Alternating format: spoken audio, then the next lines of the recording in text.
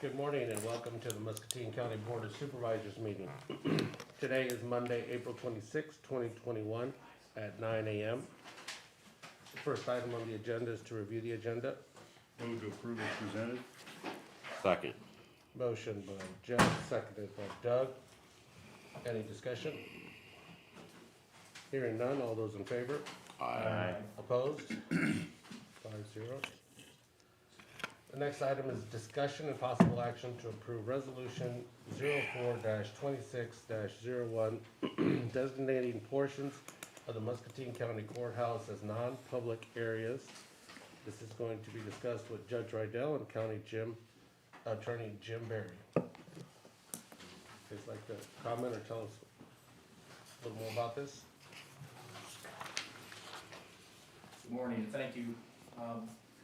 This arose a couple of weeks ago as we discussed the tendency around the state and the country for folks to come into public places and try to video workers and employees and going places maybe where we prefer they not go.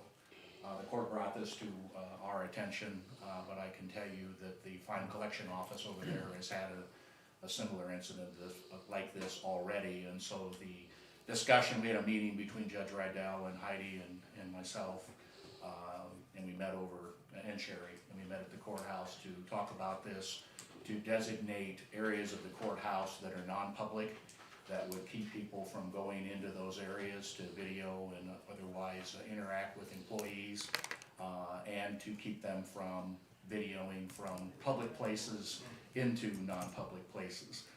This has been done in several counties around the state already. It's not anything new.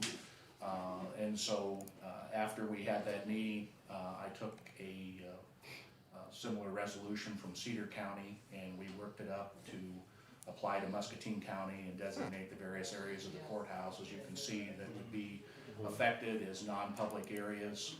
That was reviewed internally and then sent to the court for review and input as well. And so the document that you have before you this morning is what was prepared as a proposed resolution to the board to deal with this particular issue and designate those areas in the courthouse that would be public and non-public, but then in either case not allowing video of employees from even public areas for the protection of the employee and information and those sorts of things. So that's really in a nutshell what we're talking about here this morning. Yeah, I think it's good common sense that, and one doesn't always think about that there's lots of information in courts and in that area that people just should not have access to. Public could be quite damaging, so. There's been some effort to, I would say, almost incite employees to respond, and then try to use that response in a variety of ways. In the case of the fine collection, it was to say that the employee was rude, and so send me the video, and I looked at the video and I said, I'm not sure we're looking at the same thing here. I don't see the rude behavior that you're mentioning. The point being, not that it was or it wasn't, but people are using electronic means to try to do some things that we just probably need to be more cognizant of, aware of, and protect the information of employees. Not that we can't continue to do our job or keep them from places where they can't be. That's not the goal, but it's to really clearly set those boundaries, and so there's a clear understanding about where people can go and what they can do. And in this case, if we have such a resolution in place and someone were to even around the resolution do some kind of filming and post something that really should not be public, does that give us recourse for that? I think ideally at that point we would use Mike Wade at the courthouse to try to handle the situation. If that was not possible, or if the situation were to get beyond what that looks like, then I think we would be looking at a county infraction or violation to try to deal with it. Obviously we don't want that, but how far somebody's willing to go would be something we can't answer today. If we don't have something in place, then we have no teeth. Not that we want to use it, but we have to be Jim, there was a number of different areas on that list, which is good. However, how do you want to propose to take care of that as far as identifying those areas so public and non-public understand that? We would have to post them, Okay. which would be the next thing. We would really need to put up signs to post as public areas. I think we could work with Sherry to do some general posting as people enter the courthouse. You know, for sake of making it oversimplifying it, the hallways, the stairs, and the rotunda on all 3 floors are basically gonna be public areas. With the exception of maybe a limited area up on the 3rd floor, so I think it'd be pretty simple to do that.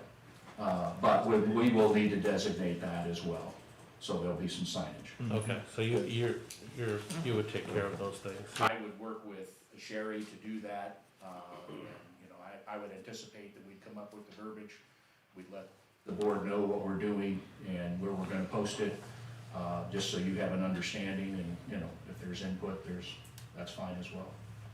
Okay. I have no other questions. Nobody else have anything? I don't know if Judge Rydell has any comments, if you wanna. I think you covered it really well, Jim, but it is just a situation where there are individuals that for profit are coming out and they try to rile up an employee. They don't show the part where they get them riled up, but they like to just show the reaction of a government official, whether it's a county or a judicial branch or any other phase. Then they post them on YouTube, and that's their whole business model, is to come in and do these type of things. And then there are others that try to, sort of copy that. There's gonna be some copycats. I have seen some of judicial branch employees on Facebook where you don't get the beginning part, but you just get the reaction. And I know, like Jim said, he had something very similar in the county attorney fine collection office. So we're just trying to be proactive to try to have some ability to give Mike or Deputy Wade the authority to be able to tell them, you can't do this, you need to leave if you're trying to record areas. So we don't run into any problems. And then, of course, there's the privacy issue, as Jim alluded to. We don't want all the confidential information that both the county and the judicial branch have to be, exposed on videos to the public. Well, I would make a motion to approve the resolution as presented. I would second. Okay. The only question I have is should we consider allowing photo recording of any kind anywhere in the courthouse only with permission? Is that something we can do? Would that make more sense, or are you satisfied that this would take care of the situation? I think we're gonna have to make the distinction between public and non-public areas. I think otherwise we are potentially headed down a road with a person that we are not in a great position to defend. This way, people are allowed to bring their devices in, which they currently are. We're just telling them, these are your areas of usage and what you can't do, and I think in the long term is probably the most realistic and efficient approach. Okay. Sherry, this begs a larger question to me, and particularly in the courthouse public areas. Is this something we should look at our security systems and see whether we're monitoring those and how actively? I don't know where all our camera systems are, but maybe that's a discussion this group should have and decide whether we should, because I don't want somebody to come in intentionally and cause issues and then have a challenge even in a public area, because generally, as was mentioned, every action gets a reaction, and it's usually the reaction that we're seeing, it's not necessarily the action that caused it. And I would want to make sure that we're making sure the judicial employees and our employees are all, have the. Right. We do have security cameras in the building. I guess we have to look and see, make sure we have good coverage. I believe we do. Okay, Do we? Okay. good. So I think we're okay there. If we have some, when we prove that somebody is doing something they shouldn't have been. Because we had JJ with FSS review the building, come up with a plan, and we implemented that, put those cameras in, so. Deputy Wade has made really good use of the video system that was installed.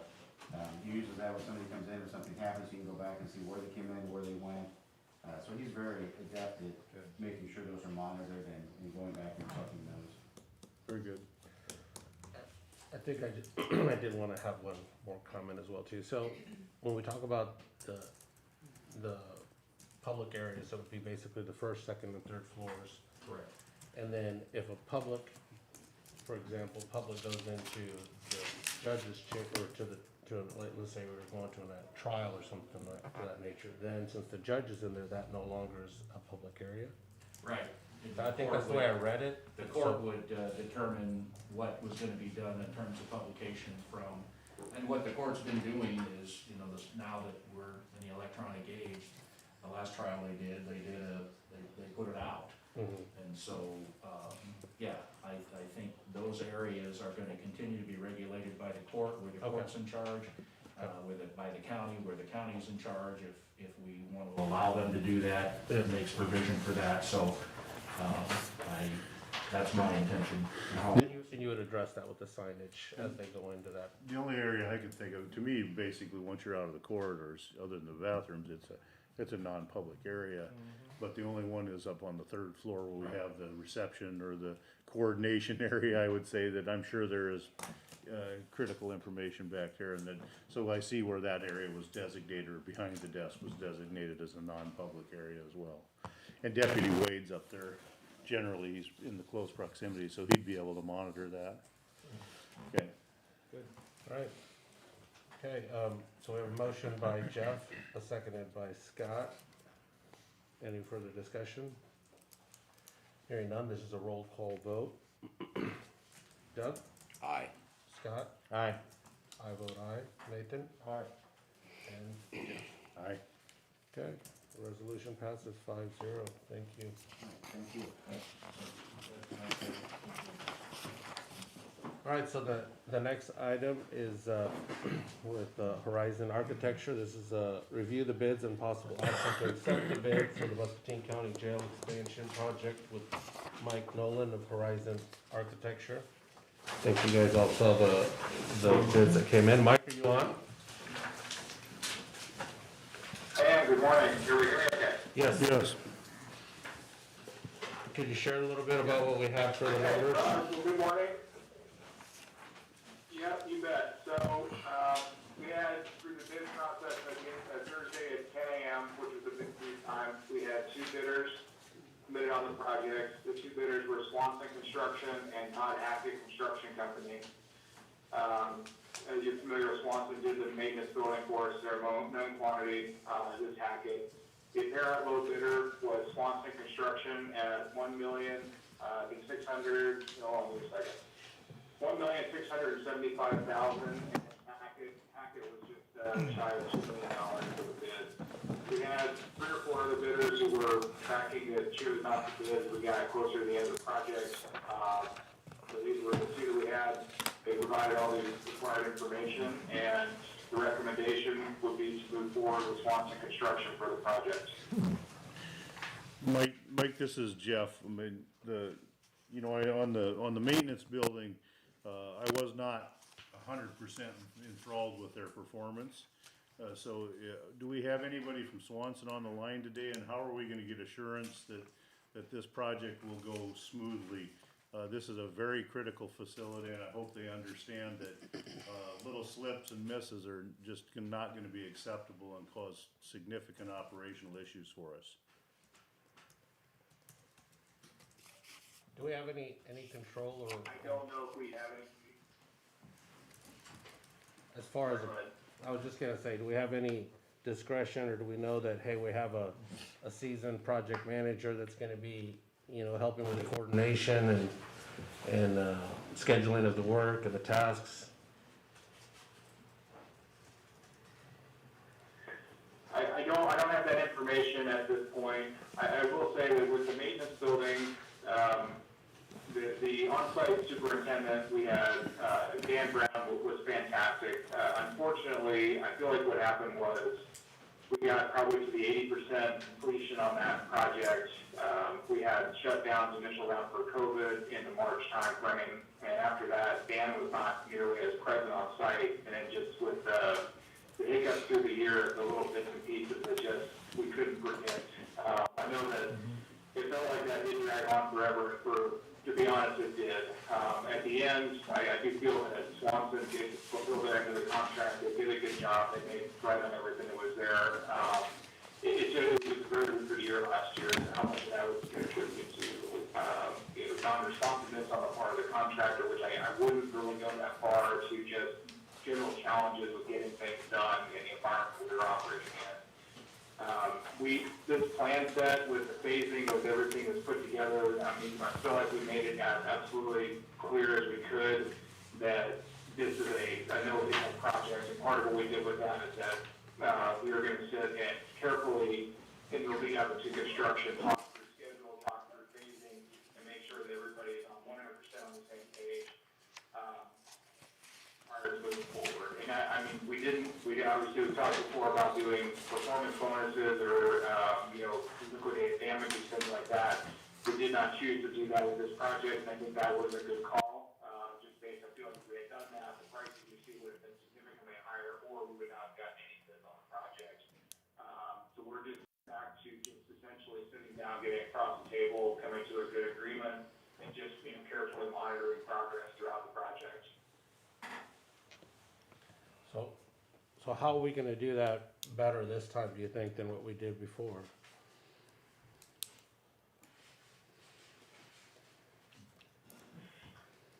I don't know if you heard you. How, Well, I mean, really it comes down to the leverage that we have is that we do a monthly payment application. And if they don't do the work, then they don't get paid. At a point where they choose not to do the work, but then also not submit for payment, then we don't really have any leverage in that sense. The only other real option we would have is to do some sort of either to specify liquidated damages if we can't do at this point unless you renegotiate the project or reset the project. This was always going to be more or less the way that we're going to have to go about executing this project was to just sit and have the conversation and make sure everybody was on the same page moving forward and just to monitor progress throughout. And let me add that for this project, we do have a county staff person representing us as owner to review that we didn't, and then maintenance building. So I think Eric will be trying to stay on top of what's going on, and if there is an issue, I think we'll know it sooner. Where's Swanson located? Bettendorf, aren't they? Well, I'd like to have somebody from them come in and talk to us so that we can be sure that they fully understand our point of view.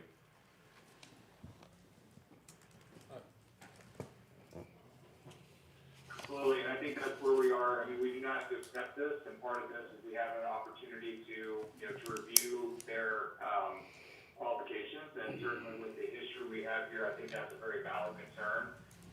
Maybe what I recommend is that we don't have a specific timeline. Our options at this point are to accept the bid or to reject the bid because not comfortable with their qualifications and accept the next highest bid, or to basically to not accept any bids at this point and either modify the scope of the project or wait a sufficient time until market conditions change.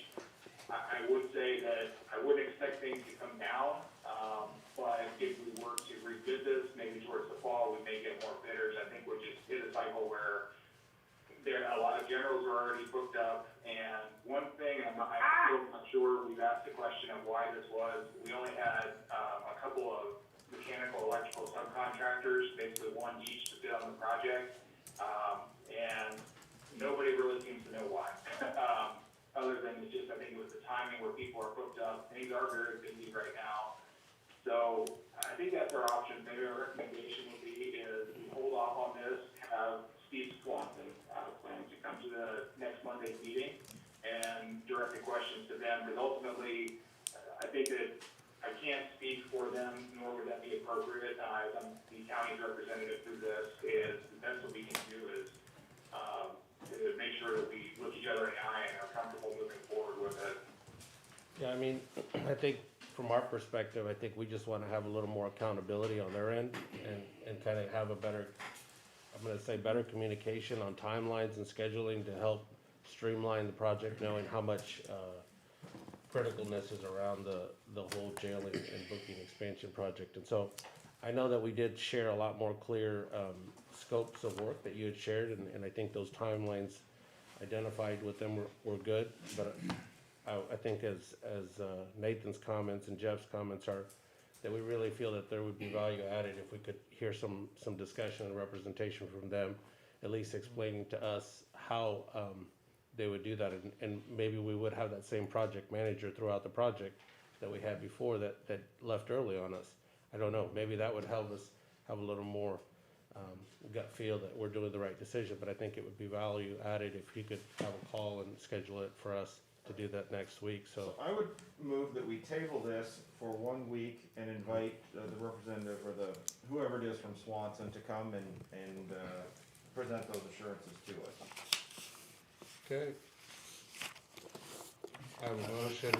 Oh, I think that's a great idea, and I understand where everybody's coming from with this. Just for, speaking from my standpoint of, really what we can do within the public bid process, that is within our purview moving forward. So, I think that's a good move.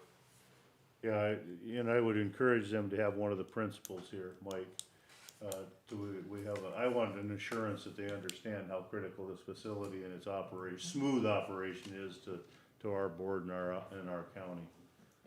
And I know Sherry's comments in regards to having Eric on there, I think, but I, at the same time, I don't think that I wanna have Eric there full-time, 40 hours a week, knowing that he has other responsibilities as well too. So, Eric seems to agree. I think those are just some good points. So I think we have a motion to table it by Nathan, We need seconded I'll second. by Jeff. That's up for action, so I figured we'd table it. So, all those in favor of motioning? Aye. Aye. Opposed? Okay. All right, so Mike, again, I think we'll have that discussion next week, kind of hearing some further. I don't, see what he can come back with and share with us, let them know, our concerns, but also I think that we do want to have an open line of communication. We do want to try to work with them, but I think it would be value added if they could share how we could better that system from the previous. And, I wanna hasten to add, I'm not trying to exert leverage on the price or anything like that. I'm simply concerned about not repeating what we had previously. Well, there needs to be more attention to detail. I agree completely. Okay. Yep. Yeah, there needs to be more attention I to will detail. get in touch with Steve Swanson. Okay. Yeah, and again, I think these are all very valid questions that it will be better addressed by the contractor directly, and I think having them come directly from you would help them appreciate the gravity of the situation as well, so. Okay. Okay. Thank you, Mike. Thanks, Mike. All right, Yeah, thank you much. I'll get in touch with Steve, and I'll be sure that he's on here for next month. thank you. All right, so the next item on the agenda is discussion and possible action authorizing the Historic Preservation Commission to submit the FY 2022 Historical Resource Development Program, HRDP grant application in the amount of $12,620 with a local match of $6,310 with the Historic Preservation Commissioner, Lynn Pruitt. Morning. Morning.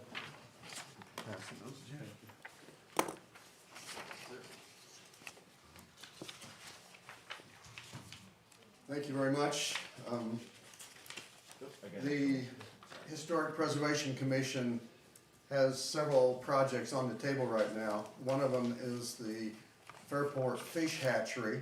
That facility has been out there since the early 1900s.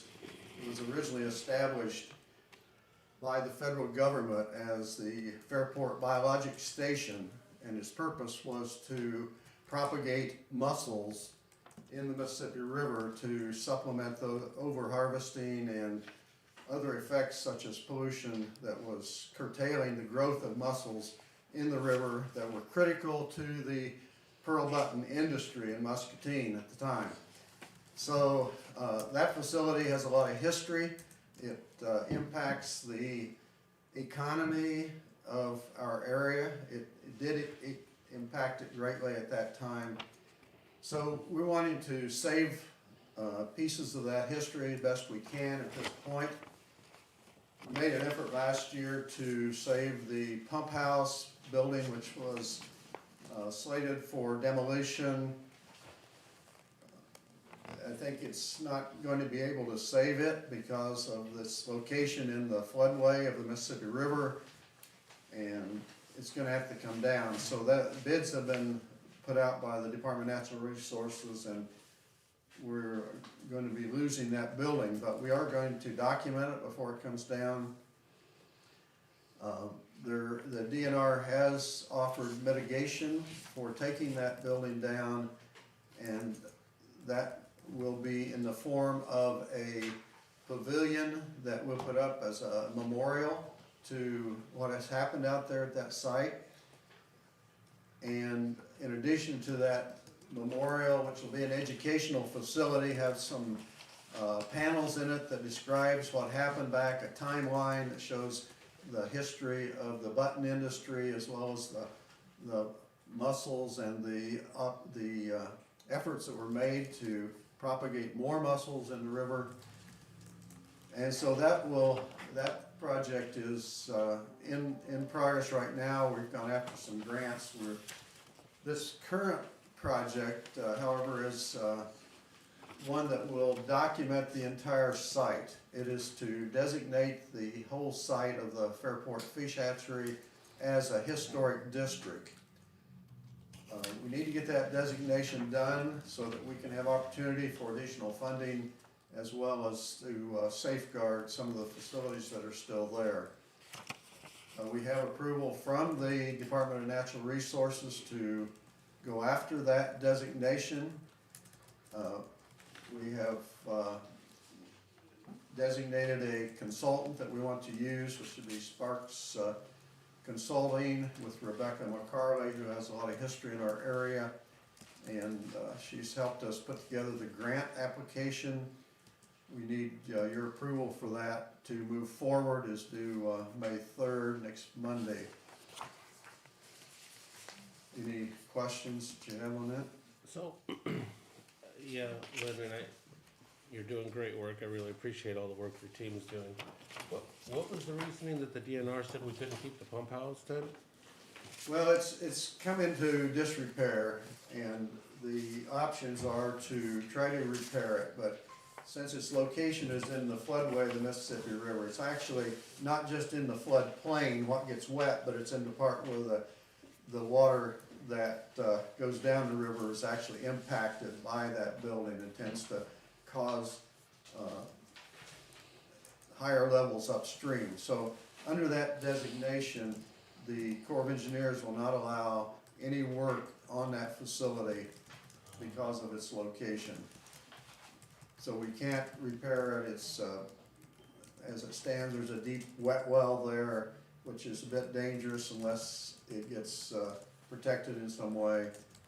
So that's the main reason that it's where it's located. And are you able to keep any of the old equipment, or, maybe put it into some sort of a storage to save for maybe your The group? equipment is pretty well out of there already. They had transferred it into a holding pond, so they have different concrete basins inside there, which have been added. They're gonna try and salvage some of those, I believe. But all the pumps are gone, cranes and things are gone that were in there. The exterior of the building looks reasonably good condition, although the two sides, it's got a main part, and then there's two side portions that the roofs are pretty flat, and you know what happens with flat roofs, so those are not very good. But the part we are gonna try to salvage is some of the stonework on the outside of the building. There's some nice arches over the windows. We're gonna try to salvage those. That was put into the agreement when they bid this demolition project, was to work with us to try to salvage some of that. And the pavilion we're proposing is gonna be, it's not gonna be identical in any fashion to what the building looked like, but it is gonna have some arches that are similar to that building. And so that we're trying to save that, but there'll be a lot of photographs and other information that we can, the history of it, we will salvage. And so the pavilion will be up closer to the bluff then, I'm assuming? Yes, yeah, yep, there's a barn there, an old barn, it'll be, close to that, near the entrance. Yeah, Yeah, I assumed there's a that. location that they have designated, and they're working with us on this. They had originally proposed a kiosk, which would be a very simple structure. We encouraged them to do something a little more elaborate and allow educational facilities within that, for school kids to tour the area, you know, anyone else that's interested.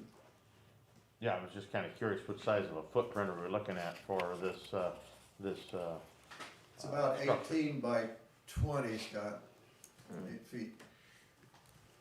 And Lynn, has there been any, conversation about maybe, some other information or kiosks or something in the Museum of History and Industry of Muscatine to kind of tie it to that, to try to drive additional traffic up there, or?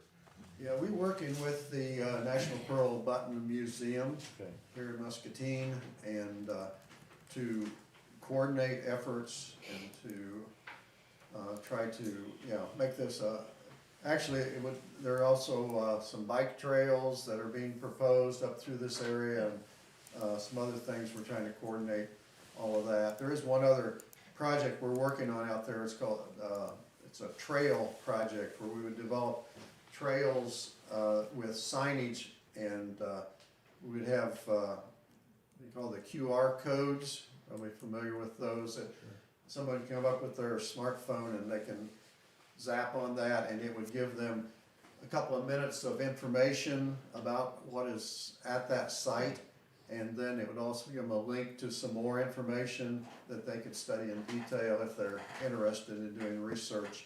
But that trail system, we're also in the process of going after a grant through the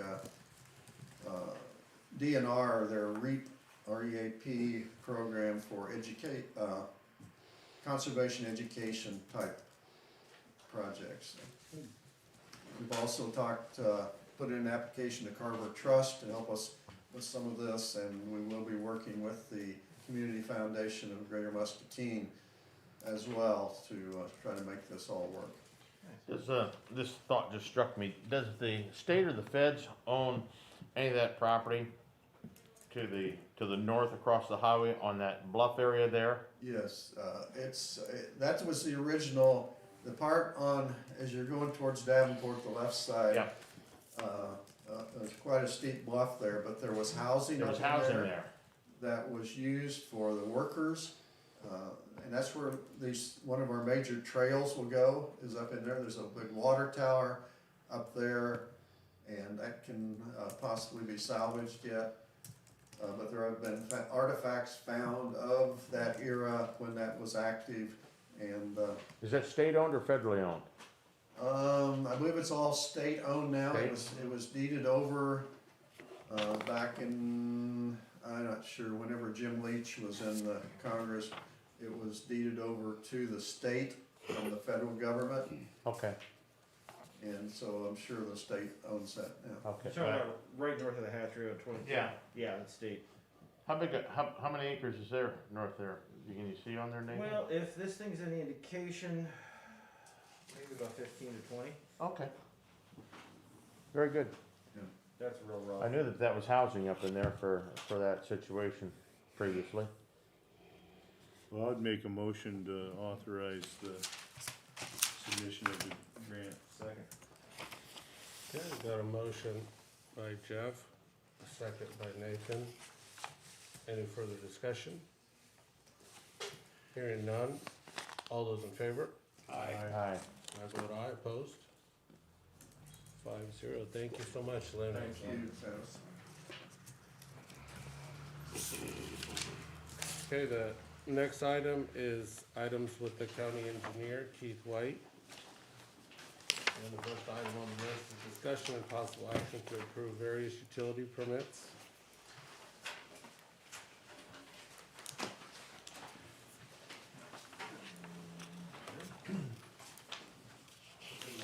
Morning. We have 5 today, so big bunch.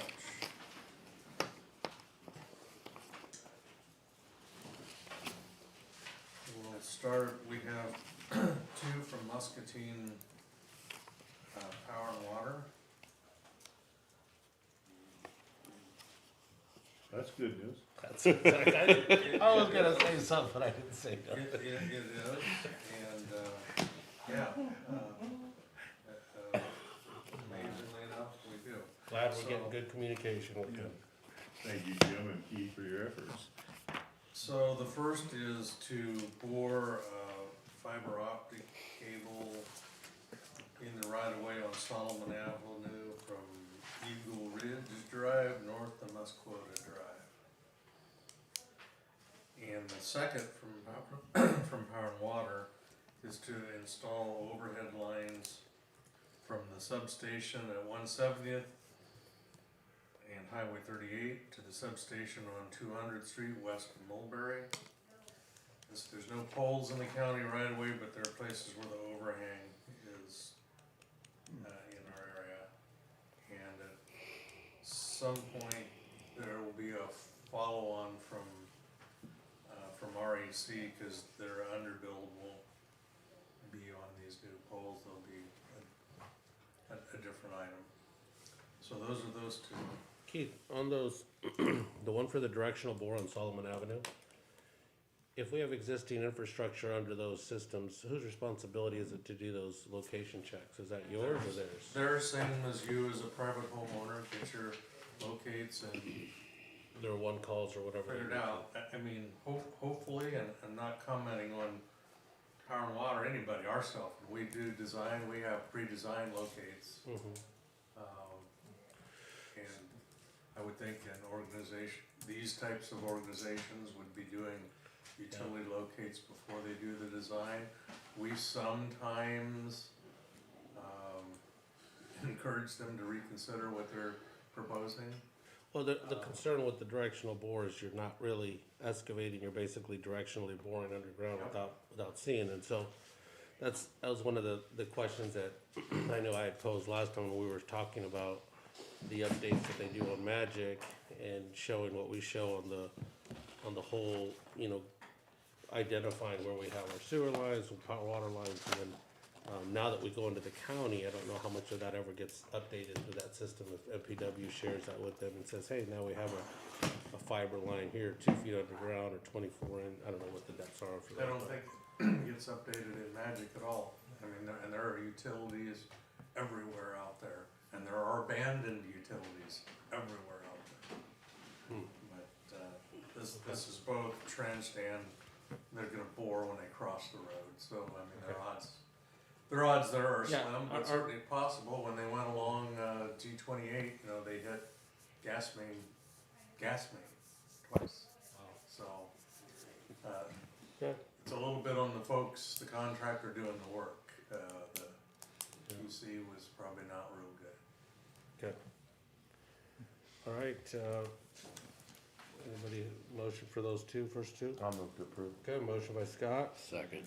second by Doug. All those in favor? Aye. Opposed? Okay, those first two for MPW approved. Okay, we have, Muscatine Power and Water, Muscatine, Iowa. We have just one from Eastern Iowa Light and Power of Fulton, Iowa. And they are requesting to bore and plow in the right of way on Vale. Lines running from, I had it written down here.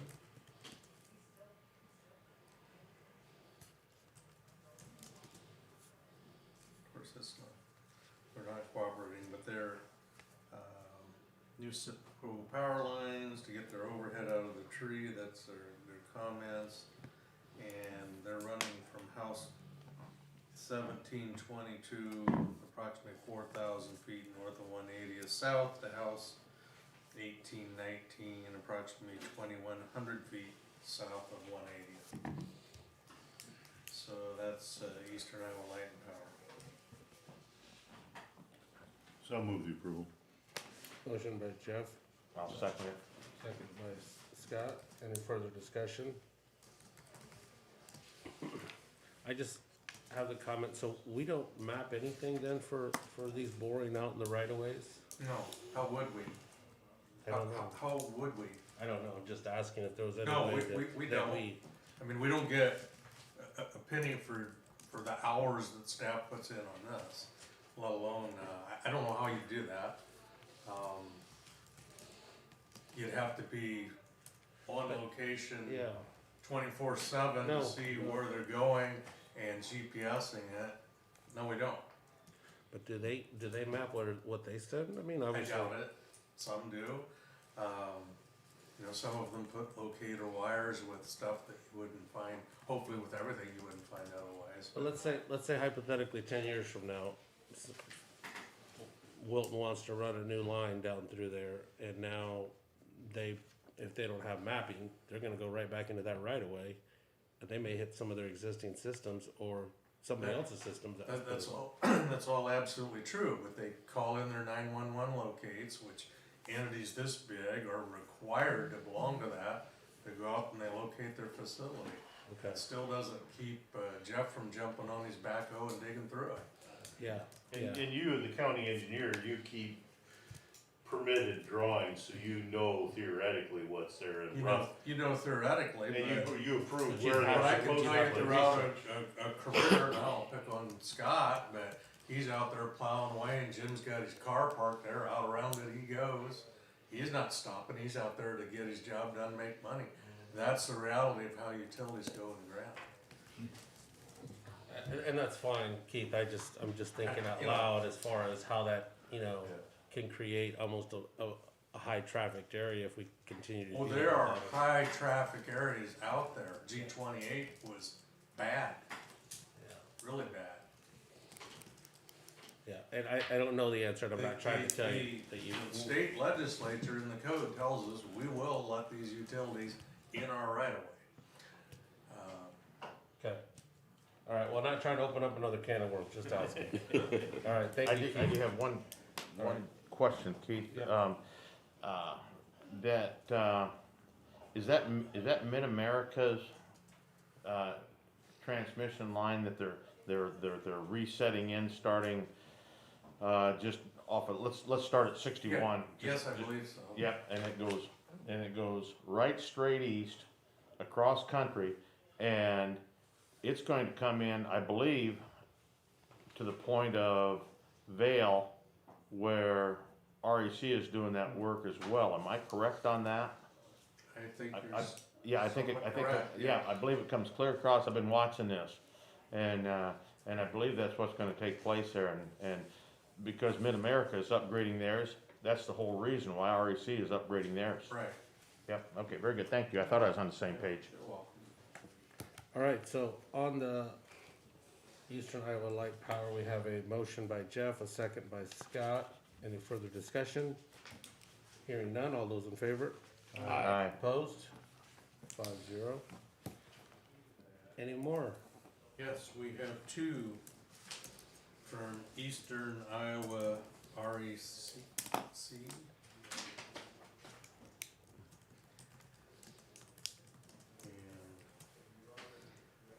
One is to bore an electrical service under 280th at 1947 280th for a shed that's being built. And the other one is to run an overhead across 231st Street, roughly 1,730 feet west of Cranston Road. And the service is for field irrigation. I'd move to approve. Okay, motion by Scott, Second. second by Doug. Any further discussion? Hearing none, all those in favor? Aye. Opposed? 5-0. The last one? That was all. Oh, okay. All the permits. All right. Okay, any projects updates, Keith? G28's in the process of being finalized out. We had the Douglas Avenue Bridge in the DOT letting last Tuesday.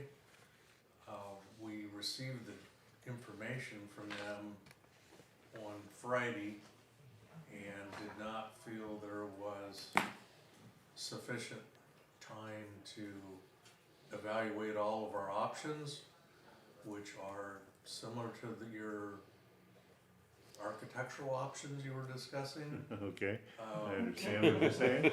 We really needed to take, we got 30 days, but we needed to take a week to come to you with a recommendation and why we think we should go left or right on this. Let me say it's a lot driven by prices are going through the roof. We're seeing that everywhere a lot, so, yeah. Through the roof. And DOT, I didn't write down, but, you know, if you see the documents next time, right, you know, they're confidential unless it's awarded.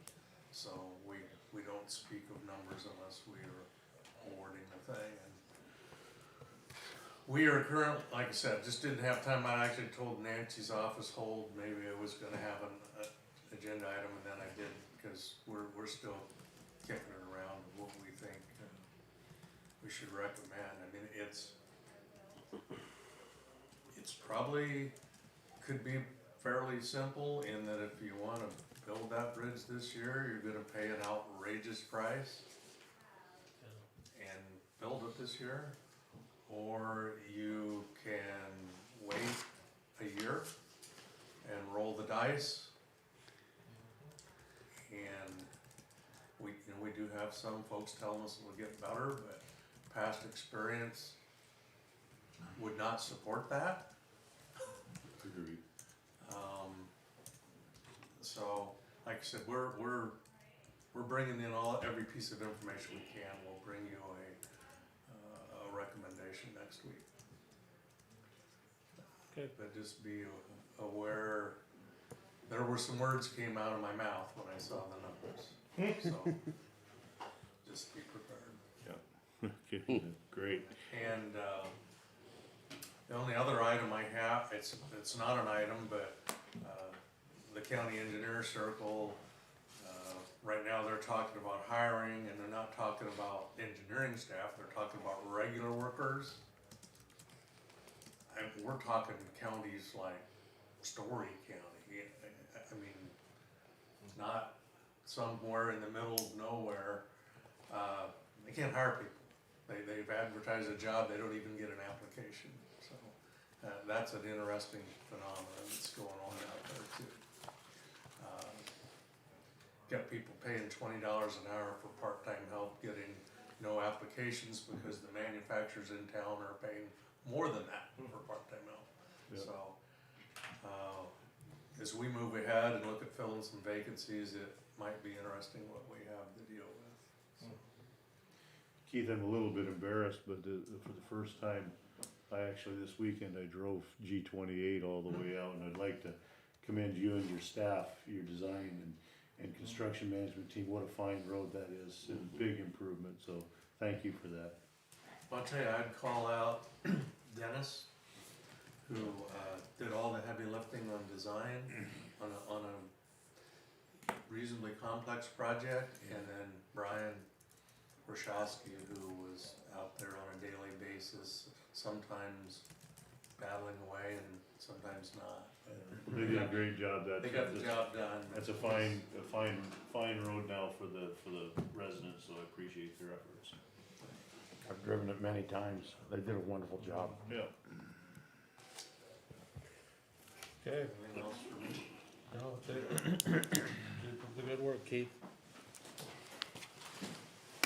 All right. Number 7, discussion and possible action to approve resolution 04-26-21-02, authorizing the CDBG buyout funding application with Planning and Zoning Administrator Eric Furness. Eric? Morning.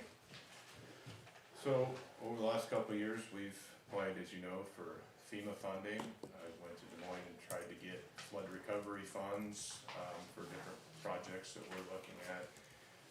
Recently, we were made aware that CDBG dollars will become available to cover the both the local and state match requirements of the FEMA buyout program. Typically, the state kicks in 10% of the buyout, and the local, body is required to pick up 15%. The CDBG grant being run through Iowa Economic Development comes from another, I believe it's HUD-backed federal dollars, would cover the 25% that is the 10 and 15 of the local and state match. So this resolution just authorizes by state to apply for those dollars on our behalf, using a local column was the recommended method that IEDA wanted to utilize, so by state stepped up, said no problem, we can handle that. So they've started that. We just need an official resolution showing that you're authorizing them to do that. We have one property at this time out along the Cedar River that wants to participate. This property is not, has not been recently damaged, but has had historic damage and is in the floodway, so it's eligible for a FEMA acquisition, which in my mind, anytime we can get those dollars to remove the structure from the floodplain, we're gonna go after those dollars, so that's what we're doing. So the grant application it's approximate at this point, because it's based on estimates. It's based on an appraised value, we've had the appraisal done on the structure already, but closing costs, asbestos testing still has to occur, and then obviously demolition bids have to come in, so Mike Nolan did a bid for me for the demolition, so I think it's fairly close. We had a professional estimate done on demolition costs, but there could be a little bit of change one way or the other. I move to approve. Second. Motion by Jeff, seconded by Nathan. Any further discussion or comments? Just thank you, Eric, for that work on this. There's a roll call vote. Doug? Aye. Scott? Aye. I vote aye. Nathan? Aye. And Jeff? Aye. All right. Resolution approved. I would just comment, I know Santos, you were kind of questioning on why there's not more public information made on some of these utility locates, why stuff's not made available like on a platform like Beacon. One possible answer that I can give you, we looked into that when, particularly like when Power and Water's bringing water out and into the county, should we be mapping it? Should we give it to like our septic contractors, or should it be on a public layer on a GIS platform like Beacon? And it was something I hadn't thought of, but in the post-September 11th world, all these companies looked at potential terrorism targets, and we were told it's made available. The locates, they put tracing wires. Power and Water locates, traces and maps their projects to an extent, but it wasn't something that they want to. And I think it's similar with all the other utility companies. Not something they want to put out on a public platform, because public infrastructure is a potential target, and so. Correct, and I wasn't looking at it to a public, I was more like the public entity for like MPW. Do they have access to where all these maps, do the engineers know where we're at? So I mean, that was really more my concern, than knowing that when we have that much traffic going into some of these right-of-ways. And I don't know, do they trace fiber or not? When he was running some of those things, I'm thinking, well, you're gonna just they're gonna say, well, we're hitting a line, but it's an abandoned line that we took out, we just left it there. Well, I can tell you there's not always the most accurate tracing. Some places when you get into subdivision, even when locates are done, they're wrong. There was an old one that maybe didn't go the right way. If they bored it, they abandoned it and went a different way, and then contractors. There's a lot of money saving in doing the boring, but you're basically driving blind. Yeah. Well, I think we have a local example of that down at HNI right now. Oh, I didn't know that, but that was just the question that I'd had with him, and I know that it's a lot to try to put that on somebody for mapping. It was just, if we had that,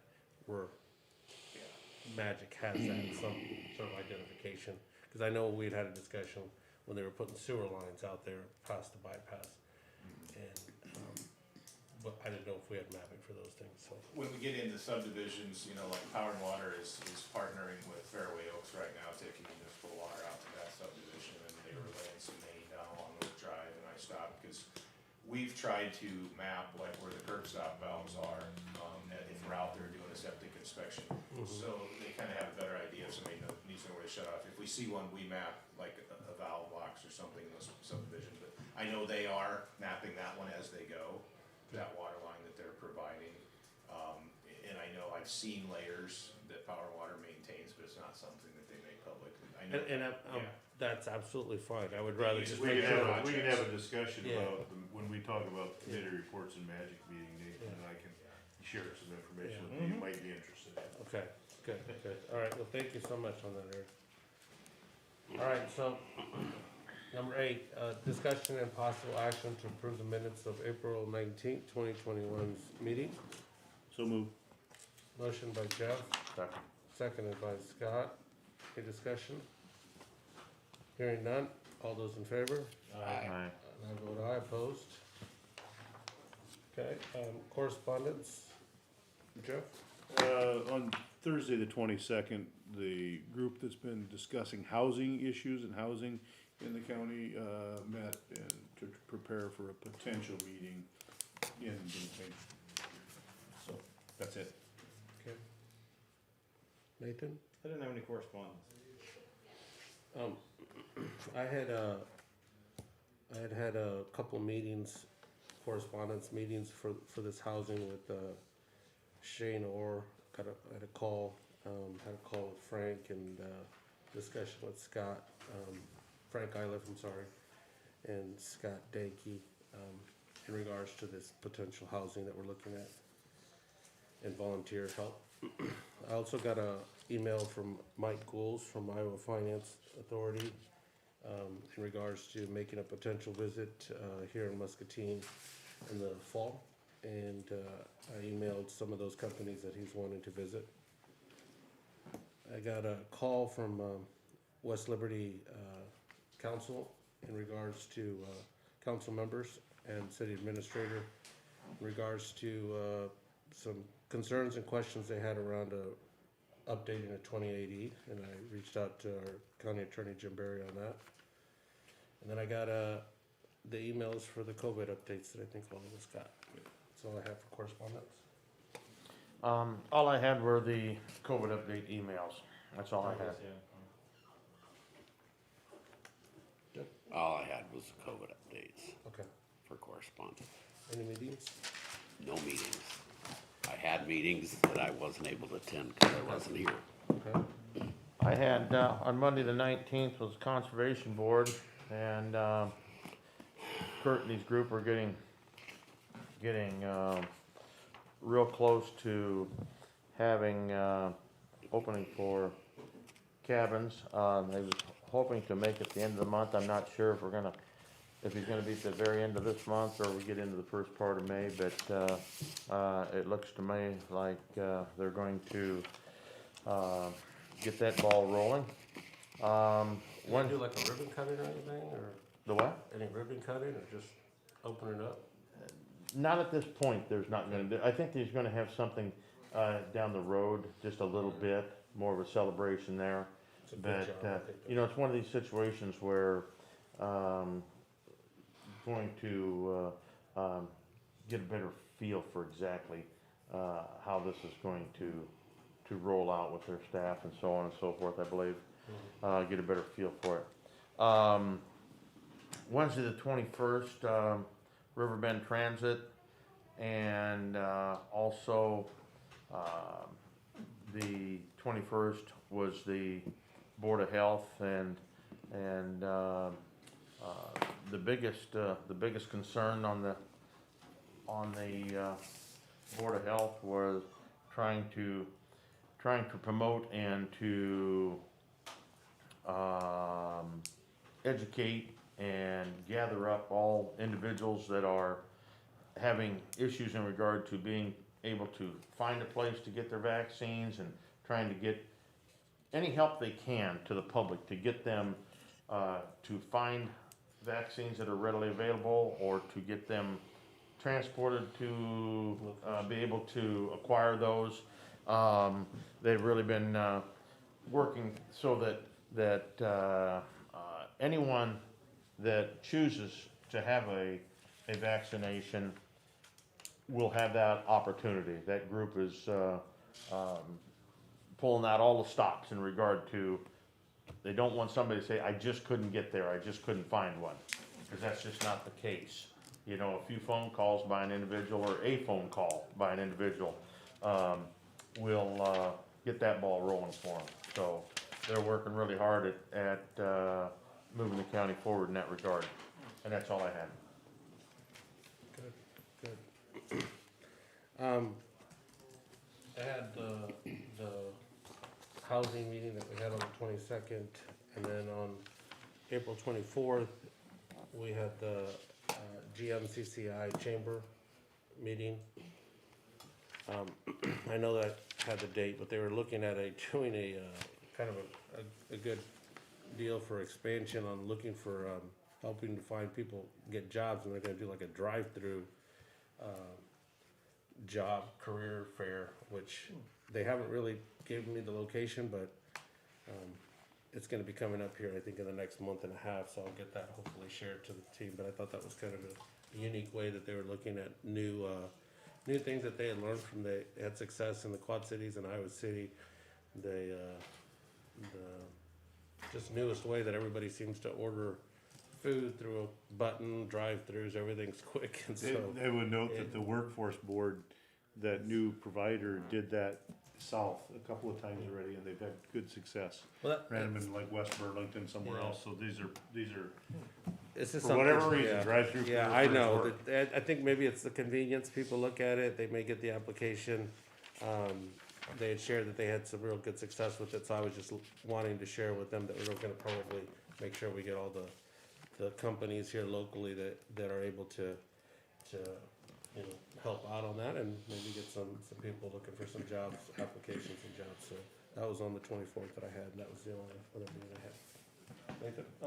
One thing I had on the 20th, was the Veterans Affairs Commission. And Jeff? On the 19th, I had the Eastern Iowa Mental Health Region, Governing Board Region, and then, and the legislation that looked to be going through, I think it's stalled in the House, so I don't think that's gonna happen on the property tax relief. So, I think I saw another version that might be trying to be fast-tracked of something different, and I don't know what that's gonna look like, I haven't read the legislation yet, so, I don't know that we'll see significant changes there. And then we also had the MCJCC meeting on the 22nd, our quarterly meeting, go to the Joint Communications Center. I think the 911 system's on target, the phone system, to get that through. So that's a nice capability, we'll have, you know, text to 911, and they'll have some interesting, like if they get a 911 call that gets a hang up, they'll now have the ability that it'll text you back, so in case you're in a vulnerable situation and can't talk, there'll be a text you can respond to confidentially, and then help could be on the way, so it's gonna add some capabilities to our emergency responders here, and it was a good thing, and Chris and his team continue to do good work. We are seeing a little bit of turnover in there, so we've got some open positions in the dispatch center, so like everybody else, we're starting to struggle with employment as well, so that's it. Maybe they can go to the job fair. Maybe they can go to the job fair. Actually, the Chris and Nancy recommended, they're gonna try something new so the dispatch center's been kinda like civil service exams, where you gotta go through a process, and it's been a little bit challenging getting dispatchers in them. So there's an electronic system now, a provider out there, and we're gonna try it for a year to see. Looks like from a cost, it'll probably be less costly even than administering the tests and doing all that. And so what they'll do is they'll have current dispatchers that are successful and do personality and skills profiles, and then they'll be able to, applicants, if you're interested in the dispatch position, you could do that from home and get into an applicant pool, and there'll be a rating and scaling, and so that we hope that gets us more candidates. Right, what happens now is, at least the last couple times around, is, you know, they're getting a good number of candidates, but because of the cost of the testing, they usually pare that down to 15 or 20. With this system, we'll be able to test everybody and then weed, and we're hopeful that that it's a little more successful, because when you're paring down just based on their application or their resume, I mean, we may be missing good candidates, because that's one of those very unique jobs, Yeah, that you can either do or you can't, so we're hopeful. So I would say if it works, it might be a technique that we could use for other positions within the county to make it more convenient for people to attempt to gain employment, so just to be interesting, so that's all I have. okay, good, good. I did also have that correspondence that I forgot to mention, that we had, the Ways and Means go through for the, so now we're looking at a potential full Senate vote on the levy. Also, they did get through the third time. It did get it to the third, yeah, that was, late last week, I forgot, I got a call on that, so. Yeah, perfect. So now we're looking at that, and that should be the next stage, final. The next item is items with administration office, and, first item is action to accept the April 2021 payroll claims. Motion by Nathan, seconded by Jeff, any discussion? Hearing none, all those in favor? Aye. Opposed? Okay, any other items?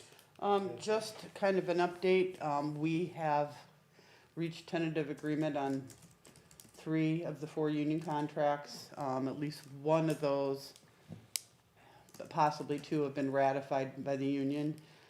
Deputies is the one remaining open. We were scheduled to negotiate again this afternoon, but our attorney had an issue, so we're looking at rescheduling that to next week, and hopefully we can get that one wrapped up and get contracts to you guys soon.